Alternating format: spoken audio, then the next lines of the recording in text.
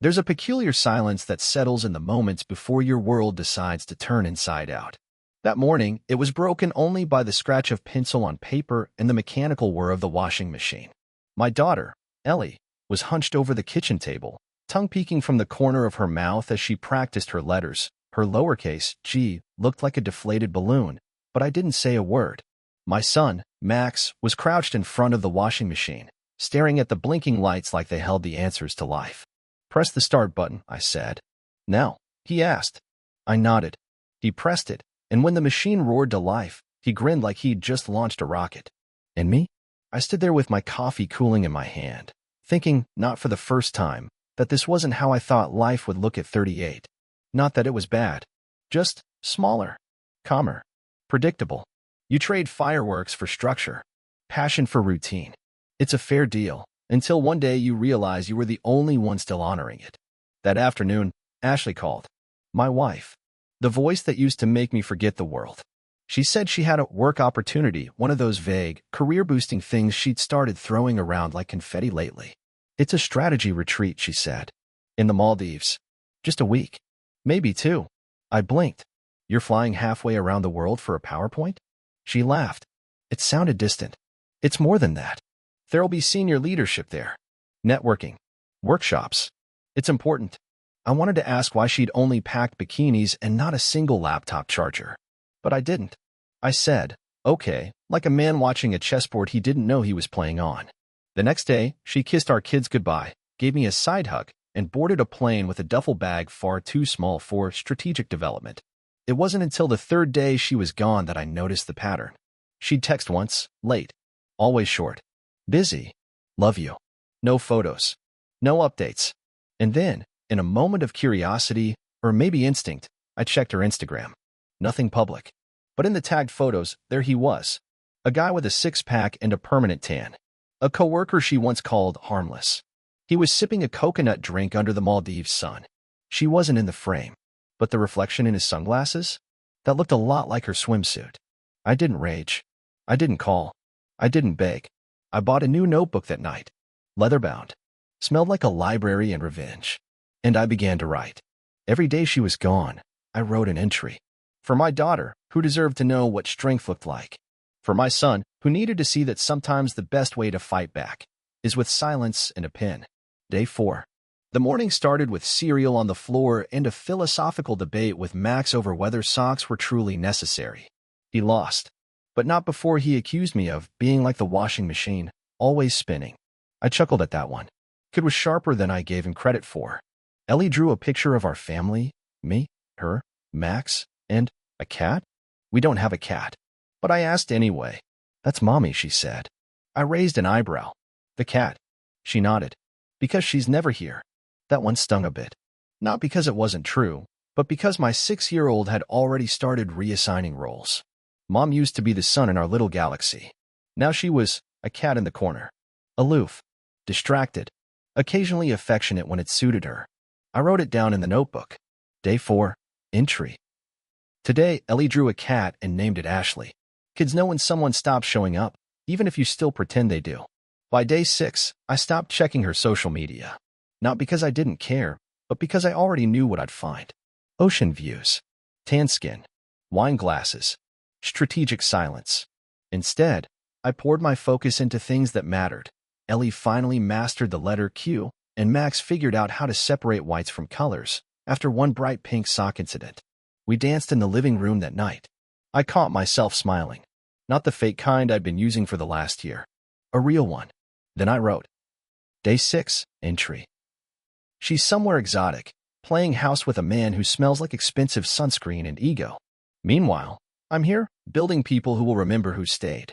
By day 10, I noticed the silence from her wasn't just circumstantial. It was deliberate. I sent her a photo of Max holding a towel like a cape. No reply. Not even the usual awe. Just nothing. I stopped sending photos after that. Started writing longer entries. Day 10, entry.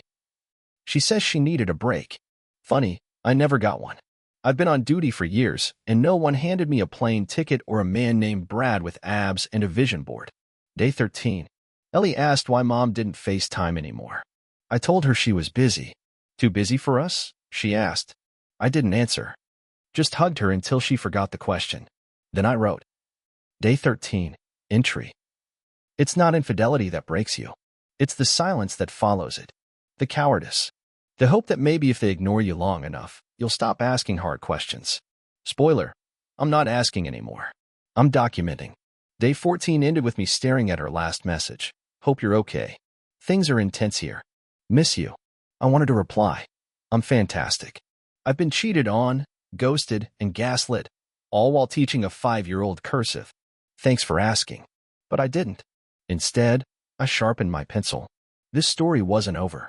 Not by a long shot. Day 15. You ever have one of those moments where your gut connects the dots before your brain does? It was 7:42 p.m.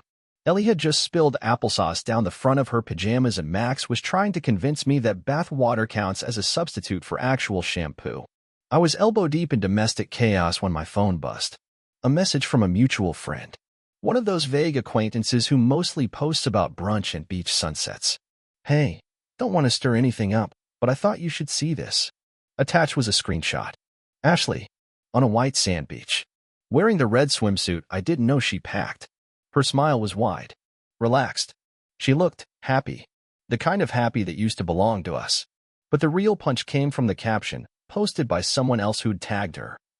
Maldives work trip or romantic getaway? Palm tree red heart hashtag power couple vibes hashtag colleague gestalovers.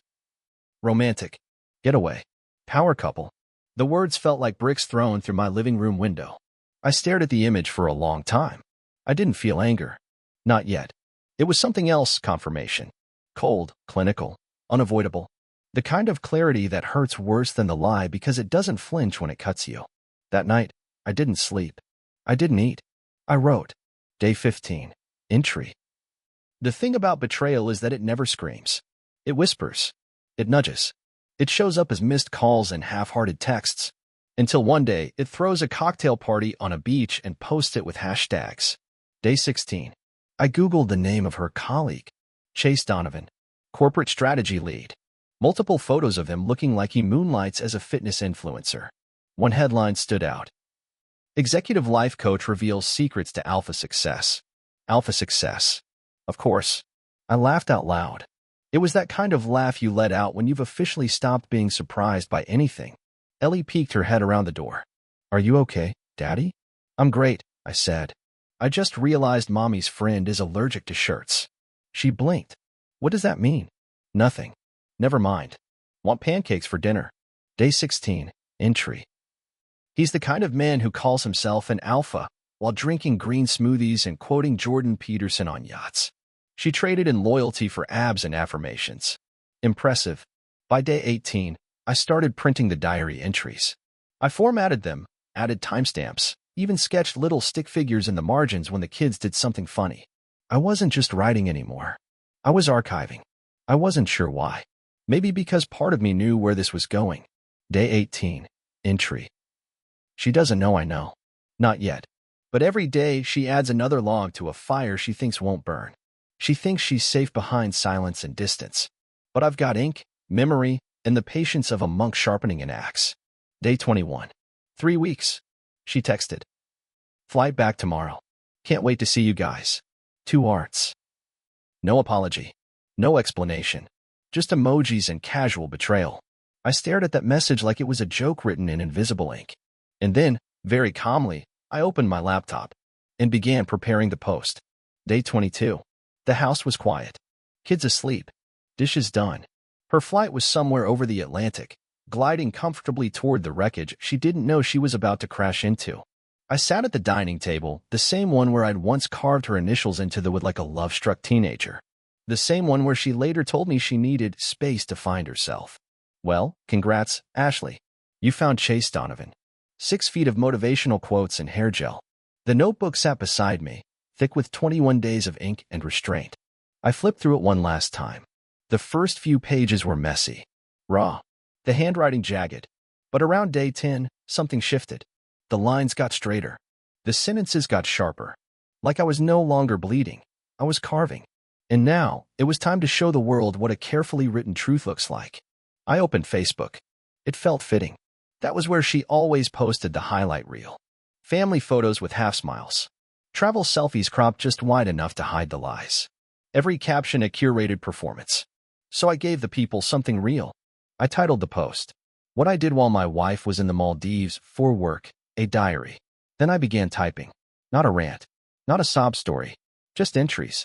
Some short, some poetic, some brutally honest. Day 1. She flew to the Maldives with her coworker. She called it a leadership retreat. I call it the moment my marriage officially joined the circus. Day 4. My daughter drew a picture of our family. She made Ashley a cat.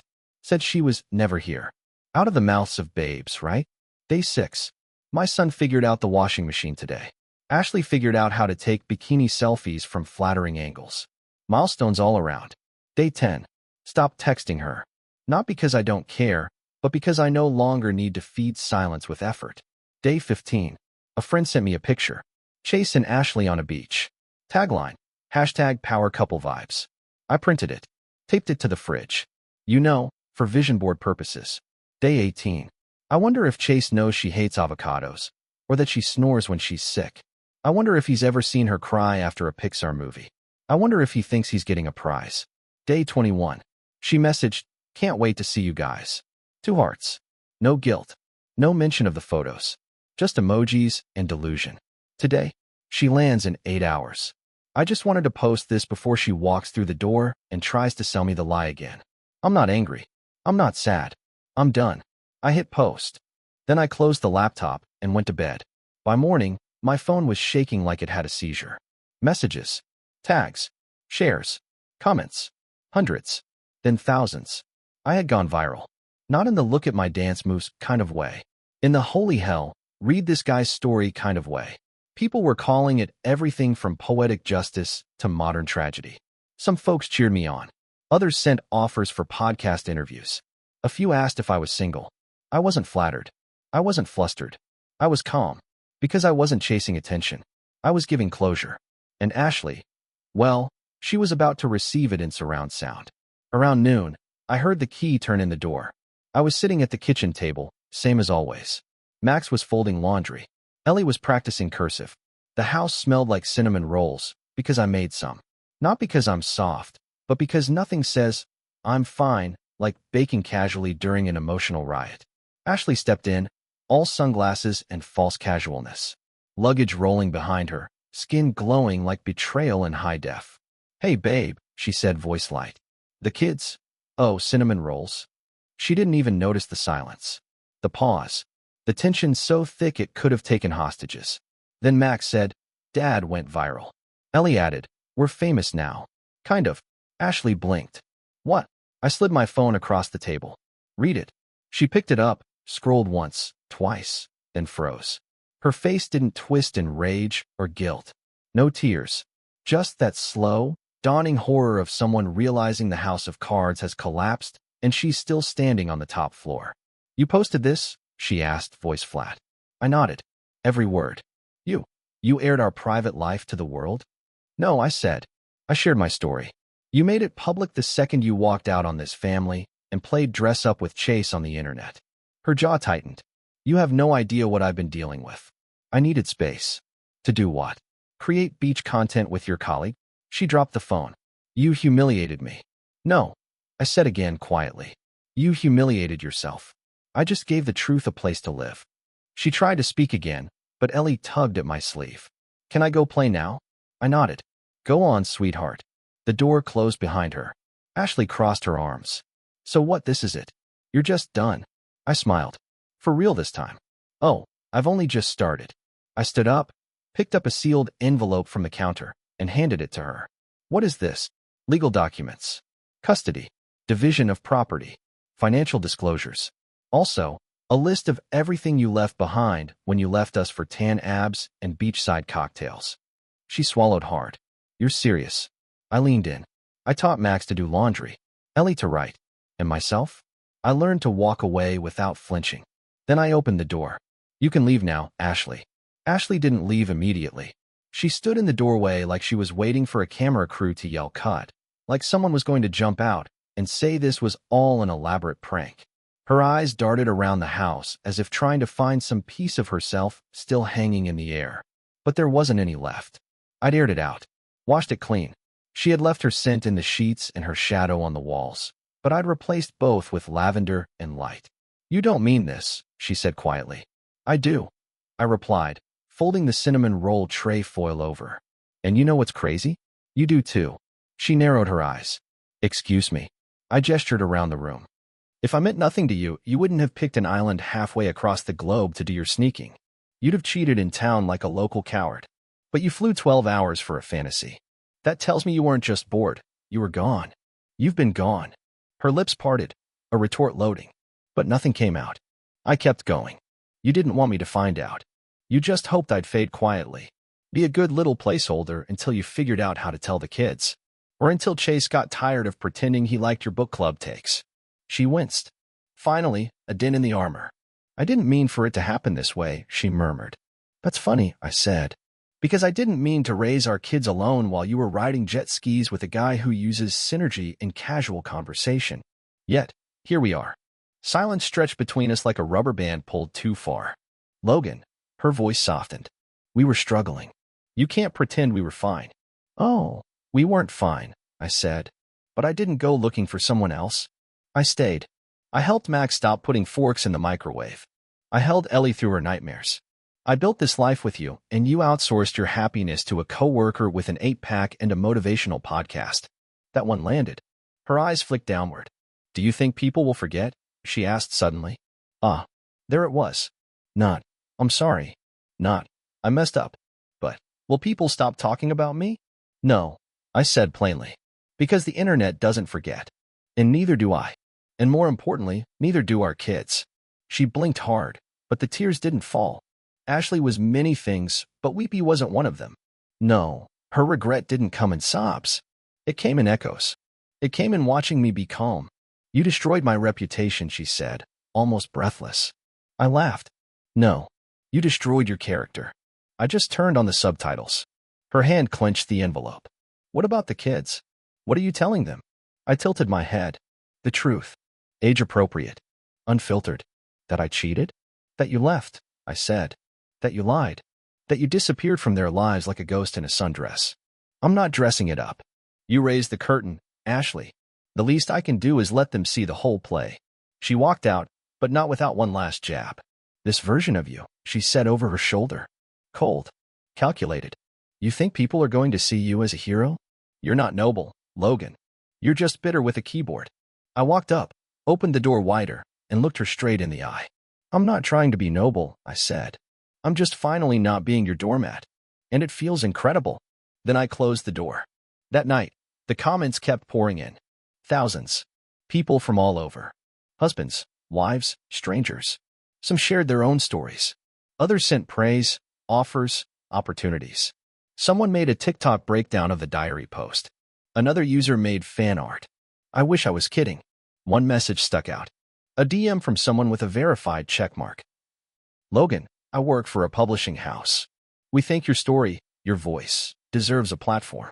Are you open to turning your diary into something more?" I stared at it for a moment. A month ago, I was teaching my son how to use detergent. Now, someone wanted to put my heartbreak on a shelf next to fiction and cookbooks. Funny world. Ashley called once more. I didn't answer. Instead, I forwarded everything to my lawyer. The custody draft. The property split. The message log. Even the receipts from her little vacation with Chase, some of which were paid with our joint card. That was a fun bonus. Revenge doesn't always need fire and fury. Sometimes it's just a paper trail and a smile. A week later, she posted a statement. Something corporate. Sanitized. Classic damage control. "I've made mistakes. I'm learning and growing. I ask for privacy and grace as I navigate this difficult time with my family." She disabled comments after 42 minutes. That's how long it took before people tore through the facade like wolves at a buffet. Meanwhile, Ellie and Max were thriving. Max now thought he was laundry captain.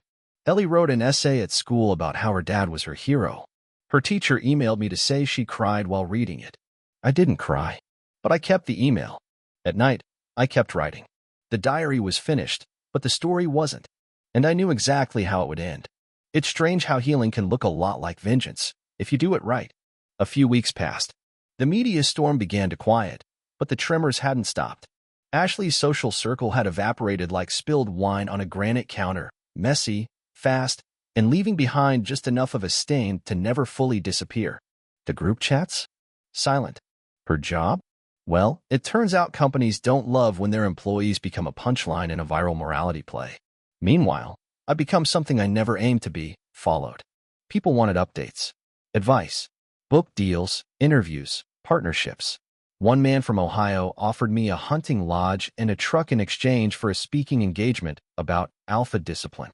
I politely declined. My focus stayed small. Ellie, Max, and something else I hadn't expected. Peace. But peace, like all good things, is best when served after strategy. Because while Ashley was stumbling around in the dark, trying to salvage her public image with faux introspection and Pinterest quotes, I was already steps ahead. I wasn't interested in just winning the moral high ground.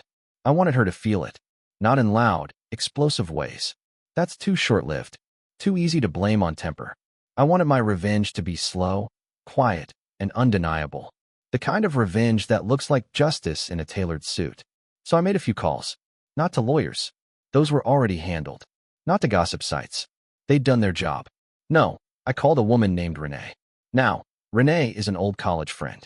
Wicked smart, ruthless in business, and currently the HR director for a global firm that just so happened to be hiring. Ashley's firm. You see where this is going. Renee didn't break any rules. She didn't sabotage anything. All she did was initiate a standard due diligence review after Ashley's name came up, because, surprise, surprise, companies take media scandals seriously, especially when one of their managers is publicly accused of abusing travel budgets to take a boyfriend to the Maldives under the name of corporate development. That's not just tacky. That's grounds for investigation. Ashley didn't even know she was being reviewed until her keycard stopped working. One Tuesday morning, she tried to badge into her building, and nothing happened. Security walked her upstairs. She was escorted into a glass-walled conference room where a company laptop, a manila folder, and two neutral representatives were waiting. By lunch, she was unemployed. She texted me, of course. Tried calling, too. Ashley, I got fired. Are you happy now? No. I was satisfied. There's a difference. I didn't respond. Not because I was above it, but because silence, in this case, said more than any "I told you so" ever could. That weekend, she showed up. I saw her car in the driveway before she even knocked. I opened the door before her fist hit wood. Ashley looked, not like herself. Hair undone. No makeup. Sweatshirt instead of a blazer. She looked like a real person again, and I wished that made me feel something other than mild indifference. I lost everything, she said. No hello. You lost the lie. I corrected. There's a difference. She took a shaky breath. I know you hate me. No, I said honestly. I don't. Hate takes effort. I gave up effort on you the minute I opened that diary. She looked past me into the house. Can I see the kids? I didn't move. Not today. They're at my sister's. They don't need to see you like this. Her expression flickered, like she wanted to argue, but she didn't. What do you want from me? She asked. You got your revenge. Your post. The world thinks I'm garbage. You ruined me. I shook my head. No, Ashley. You did that. I just stopped covering for you. Her arms folded. And what? You think you're the hero now? The guy who baked cinnamon rolls and became a folk legend? No, I said. I'm just the guy who decided he didn't deserve to be humiliated for the rest of his life. And since you clearly weren't going to fix it, I did what I had to do. She wiped her eye, smearing mascara that wasn't there. What am I supposed to do now? I shrugged. That's not my problem anymore. And with that, I closed the door. No yelling. No drama.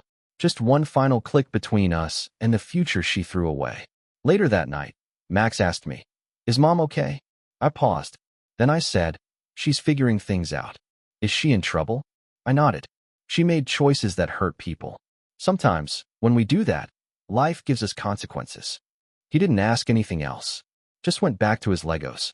Kids understand justice better than most adults do. 2 months later, I self-published the diary. Titled it, While She Was Gone. It wasn't just about her. It was about me. The kids. The rebuilding. The quiet strength of staying upright when someone else sinks.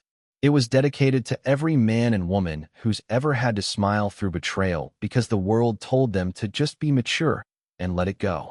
The first week, it sold 3,000 copies. The second, 20,000. By month 3, a major publisher reached out. We struck a deal. And just like that, my pain turned into pages. My heartbreak paid rent. You see, Ashley thought revenge would come in flames and fury. But real revenge? Real revenge comes in royalties. It comes when your kids look at you and say, I want to be strong like you.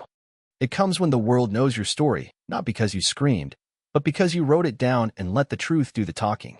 Success has a funny way of making people uncomfortable, especially the ones who never expected you to rise after they watched you fall.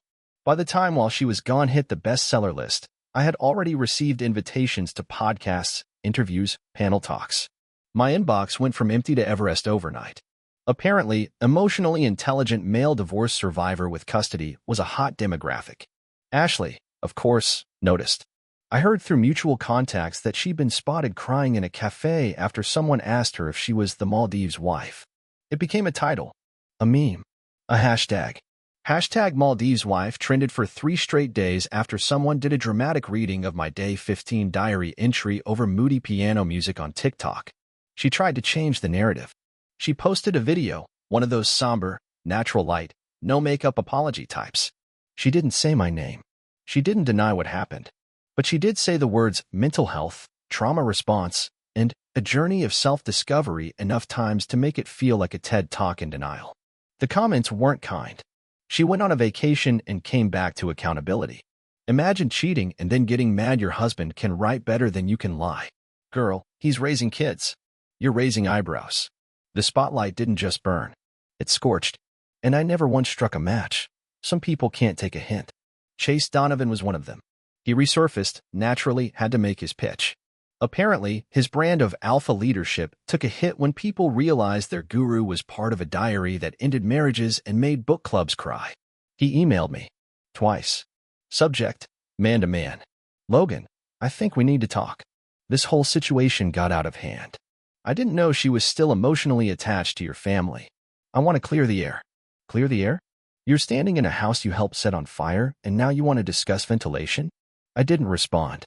But Max saw the name pop up on my screen and asked, is that the guy who hurt Mom? I paused, then said, no, but that's the guy who helped her do it. Forgiveness isn't a grand gesture. It doesn't come with music swelling in the background. No one claps when you reach it. It's just quiet. A decision you make for your own peace. Ashley asked to meet, weeks later. Not at the house. Neutral ground. A park. She brought coffee. I brought boundaries. I lost everything, she said again. No, I replied. You just saw what it looked like when people stopped lying for you. She nodded. Didn't argue. I'm sorry, she whispered. And for the first time, I believed she meant it. But here's the thing. Believing someone's apology doesn't mean you owe them anything. You don't owe them your trust, your time, or a clean slate. You can forgive someone and still walk away. And that's exactly what I did. I forgave her. And then I left. Ellie can write full paragraphs now. She wrote me a Father's Day card that said, thank you for being brave when things got sad. Max can work the washing machine better than most adults I know. Calls himself Laundry King. Me? I bought a second notebook. Not to document betrayal, but to write about rebuilding. About strength.